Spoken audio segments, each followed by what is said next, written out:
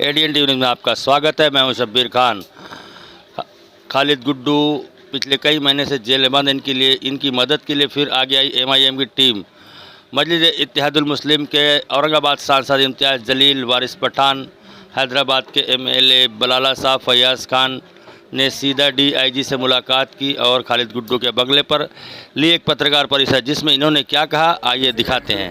Ex MLA Faiyaz साहब, साथ ही साथ हैदराबाद से आए हुए मजलिस इत्तेहादुल मुस्लिमीन के हमारे एमएलए बलाला साहब, हमारे मुंबई बाइकला के एक्स एमएलए वारिस पठान साहब,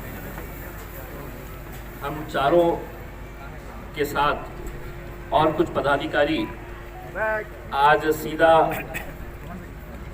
दिल्ली से हम मुंबई पहुंचे और एयरपोर्ट से ही डायरेक्टर जनरल ऑफ पुलिस इनके दफ्तर पहुंचे।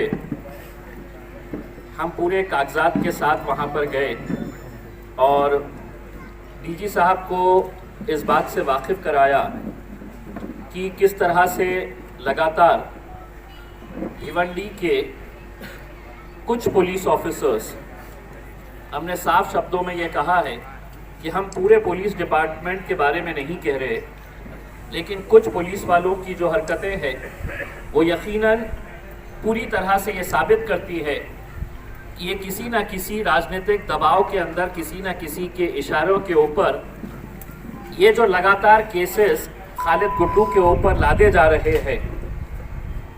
अब उसके लिए किसी एक्सपर्ट की ज़रूरत नहीं है। एक आम आदमी भी समझ सकता है कि एक केस के अंदर बेल होती है, दूसरे केस में बेल होती है, जैसे ही उनका बाहर आने की बात होती है तो एक नया केस उनके ऊपर चढ़ाया जाता है। हमने ये पूरी बातें डीजी साहब के सामने हमने रखी और उनसे हमने ये अनुरोध किया, उनसे रिक्वेस्ट की हमने कि आप एक इम्पार्शियल इन्वेस्टिगेशन करवाएं, आप देखें कि कैसे कैसे केसेस उनके ऊपर लगाए गए हैं। उनको ये जानकारी दी गई थी कि खालिद गुड्डू के ऊपर पहले बहुत सारे केसेस थे। हम भी मानते हैं, मैं जब राजनीति के अंदर आया 2014 के अंदर तो एक सादा सा केस भी नहीं था, लेकिन आपके पॉलिटिकल लाइफ के अंदर बहुत सारे केसेस होते हैं। मेरे ऊपर भी आज 8 केसेस है। कहीं कोई शराब की दुकान बंद करवाने का केस है, कहीं कोई रास्ते बंद है तो उसके लिए आंदोलन करने का। तो ऐसे राजनीतिक जीवन के अंदर बहुत सारे केसेस होते रहते हैं, लेकिन खालिद गुड्डू को एक विशेष तौर के ऊपर जिस तरह से टारगेट किया जा रहा है। खालिद गुड्डू साहब राष्ट्रवादी कांग्रेस से कई सालों तक जुड़े थे। इलेक्शन के वक्त मजलिस के साथ आए, हम उनके साथ गए। भिवंडी की आवाम ने दिल खोलकर मजलिस का साथ दिया और करीब 44,000 वोट उन्हें पहले ही इलेक्शन में मिले। ये इस बात की गवाही है कि भिवंडी की आवाम एक ऑल्टरनेट चाहती थी और उन्होंने खालिद गुड्डू के रूप में मजलिस इत्तेहादुल मुस्लिमीन को दिल खोलकर एक्सेप्ट किया।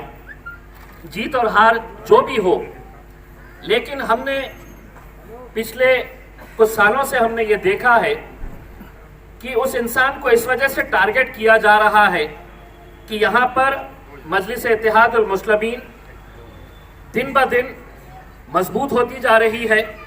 वो एस्टैब्लिश राजनीतिक पार्टियाँ जो ये समझती आई है कि ये जो जितने भी लोग हैं इनका वोट हमारी जागीर है, तो कहीं ना कहीं इनको खतरा सताने लगा।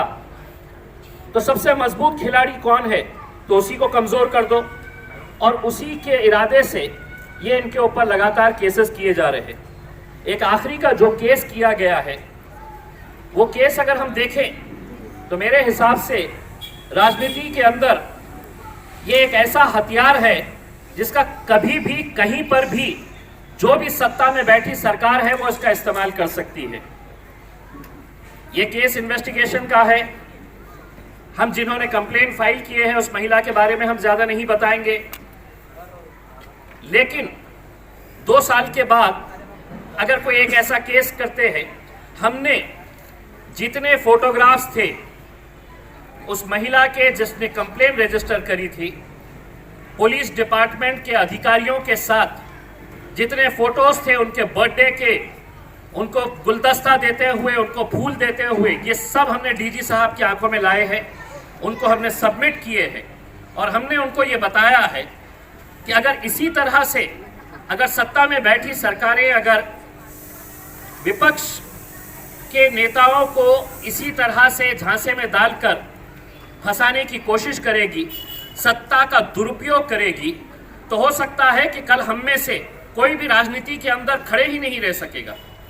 2 साल 3 साल के बाद कोई आएगा और कहेगा कि नहीं, इम्तियाज जलील ने ऐसा किया है, वारिस पठान ने ऐसा किया है, फैयाज साहब ने ऐसा किया। कहीं ना कहीं इन्वेस्टिगेशन होना चाहिए, कानून है और हम उस कानून के बारे में लोकसभा के अंदर भी अभी आवाज़ उठाएंगे कि महिलाओं के ताल्लुक से यकीनन कानून सख्त होना चाहिए।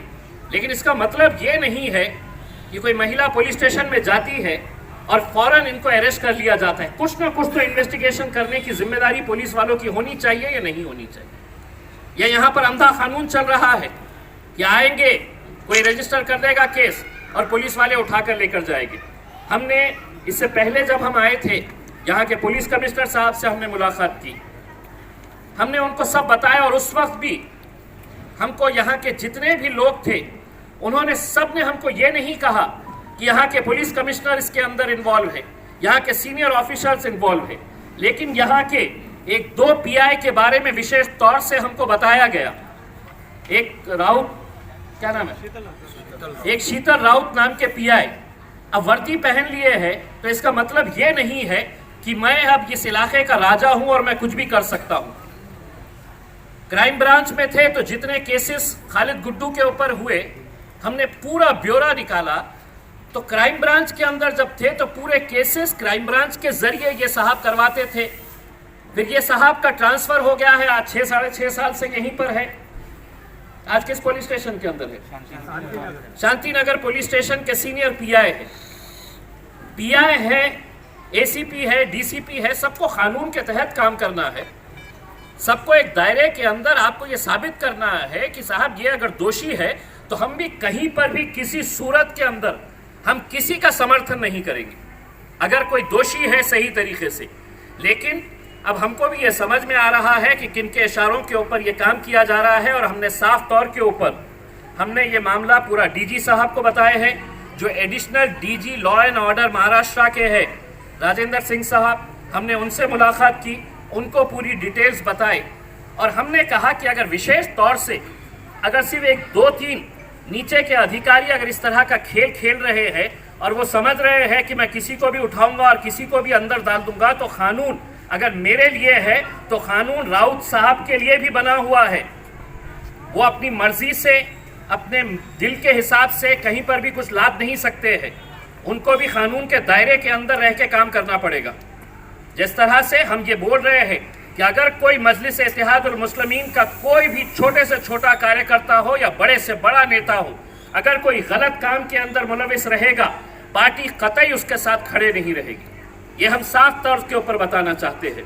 लेकिन हमको आज ये बताते हुए खुशी हो रही है कि खालिद गुड्डू का मैटर, जब खालिद गुड्डू साहब बेल के ऊपर निकले बाहर, उन्होंने खुद ने इस बात की मांग की थी सीनियर अधिकारियों से लिखित रूप के अंदर कि मेरे ऊपर जो केसेस लादे जा रहे हैं उसकी एसआईटी के जरिए स्पेशल इन्वेस्टिगेशन टीम तैयार करे या सीआईडी के जरिए इसकी इन्वेस्टिगेशन कराए।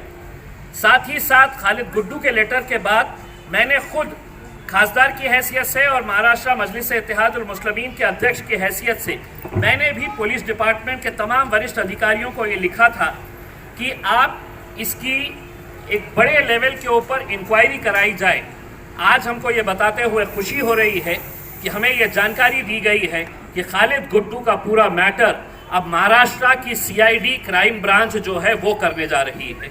तो अगर अभी तक आपने हमारे चैनल को सब्सक्राइब नहीं किया तो सब्सक्राइब करें, शेयर करें, लाइक करें। जय हिंद, जय महाराष्ट्र।